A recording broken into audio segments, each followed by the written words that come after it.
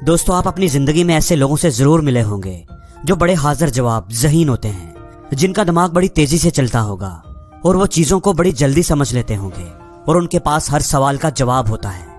ऐसे लोगों को देखकर आप यकीनन सोचते होंगे कि काश आपका दिमाग भी उतना ही तेज होता या आप भी उतने ही ज़हीन और हाजिर दिमाग होते। अब मैं ये तो नहीं जानता कि आप कितने ज़हीन हैं या आपका दिमाग कितना तेज चलता है, लेकिन मैं आपको इस बात का यकीन दिला सकता हूँ कि अगर आप इस वीडियो में दी गई हदायत पर अमल करेंगे तो आप अपने दिमाग की सलाहियतों को 10 गुना तक बढ़ा सकते हैं। आपका दिमाग उस बंदे से भी तेज हो जाएगा जो आपको बड़ा ज़हीन और शार्प लगता है। अब सवाल यह है कि आपको तेज दिमाग की जरूरत क्यों है। तो दोस्तों, अगर आप शार्प और तेज दिमाग वाले होंगे तो कोई आपको दबा नहीं सकेगा। आप लोगों की चालाकियों और मकारियों को आसानी से समझ जाया करेंगे। आप ज्यादा हाजिर जवाब हो जाएंगे। किसी के साथ बहस के दौरान बातें तेजी से आपके जहन में आया करेंगे और बाद में आप ये सोचकर पछताया नहीं करेंगे कि काश ये बात उस वक्त मेरे जहन में आती जब वो बंदा मेरे साथ बहस कर रहा था। इसके अलावा अगर आप एक अच्छे स्टूडेंट हैं तो बखूबी जानते होंगे कि एक तेज दिमाग किस कदर आपके काम आ सकता है। आप न सिर्फ क्लास में अच्छे मार्क्स ले सकते हैं बल्कि अपनी हाजिर दिमागी की वजह से उस्ताद की नजरों में अपनी इज्जत भी बढ़ा सकेंगे।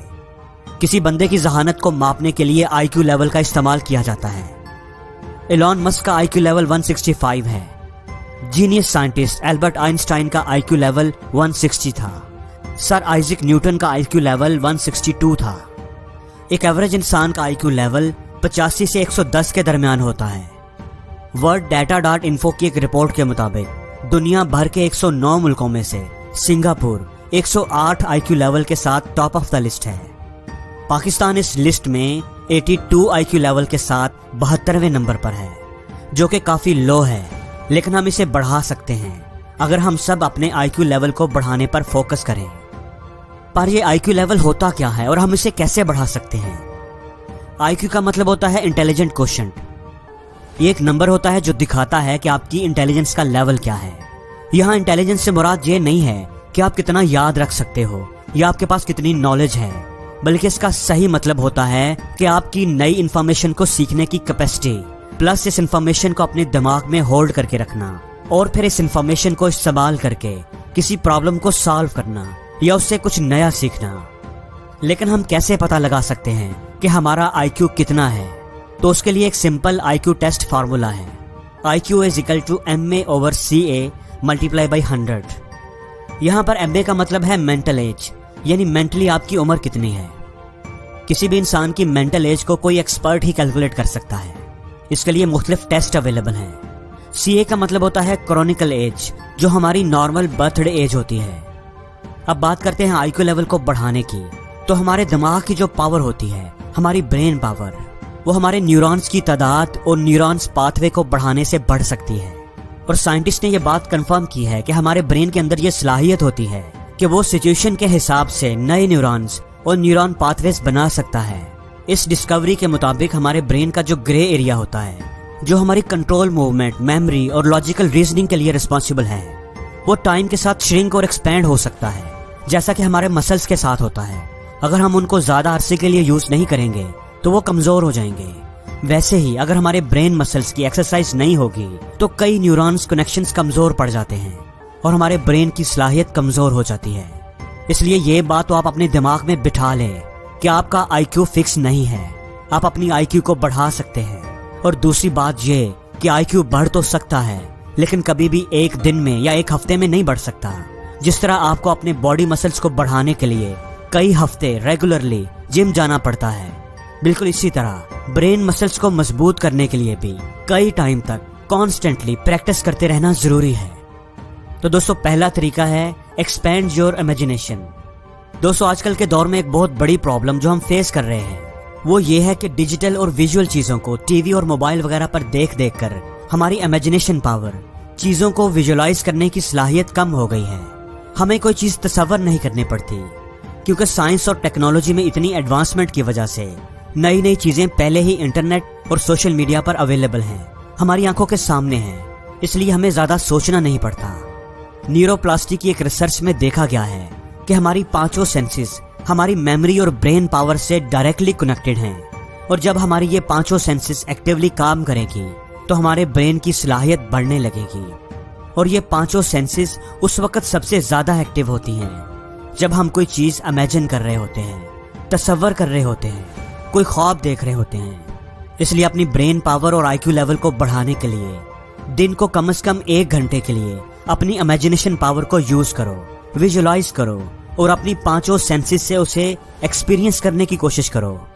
जैसे आप अपनी किसी सक्सेस को विजुलाइज कर सकते हो, या अपने किसी आइडिया को, किसी ख्वाब को सच होता देख सकते हो, या अपने किसी पसंदीदा पुरफजा मकाम पर गए हुए खुद को महसूस कर सकते हो। इस एक्सरसाइज को आपने हर रोज 15 मिनट से लेकर 50 मिनट तक करना है और आपको चंद ही हफ्तों में रिजल्ट्स दिखना शुरू हो जाएंगे। दूसरी एक्सरसाइज का नाम है मल्टी कलर टेस्ट। आपको स्क्रीन पर मुख्तलिफ कलर्स के नाम दिखाई दे रहे हैं। अब हर वर्ड पर एक कलर नजर आएगा, तो आपने जो कलर का नाम लिखा हुआ है वो नहीं पढ़ना, बल्कि जो कलर आएगा उसका नाम पढ़ना है। मिसाल के तौर पर अगर पहले वर्ड रेड पर ग्रीन कलर आया तो आपने ग्रीन बोलना है, रेड नहीं बोलना। तो अब हम इसे स्टार्ट करते हैं।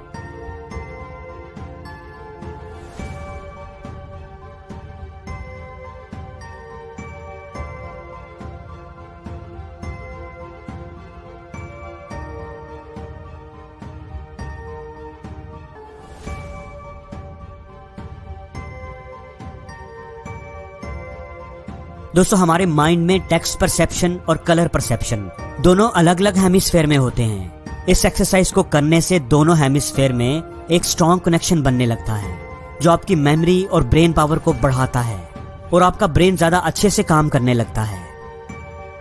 दोस्तों, तीसरी एक्सरसाइज का नाम है फिगर काउंटिंग। इस एक्सरसाइज में आपके सामने स्क्रीन पर एक पिक्चर आएगी और इस पिक्चर में कितनी ट्रायंगल्स बनी हुई हैं, आपने उन्हें काउंट करना है और कमेंट्स में मुझे बताना है।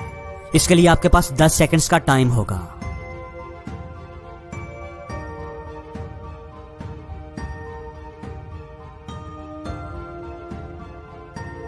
दोस्तों, रिसर्च ये कहती है कि जब आप ऐसे किसी टास्क को परफॉर्म करते हैं तो आपका राइट साइड ऑफ ब्रेन तस्वीर को पहचानने पर काम करता है और लेफ्ट साइड ऑफ ब्रेन उसके अंदर छुपे हुए नंबर्स को काउंट करता है।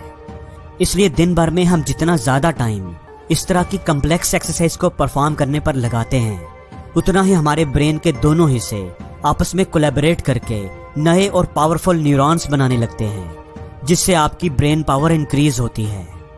वैसे आपकी इंफॉर्मेशन के लिए बता दूं कि इस पिक्चर में टोटल 16 ट्रायंगल्स मौजूद हैं। अगली एक्सरसाइज है हैंड जेस्चर। इस एक्सरसाइज में आपने एक हाथ से विक्ट्री का निशान बनाना है और दूसरे हाथ से ओके का निशान बनाना है।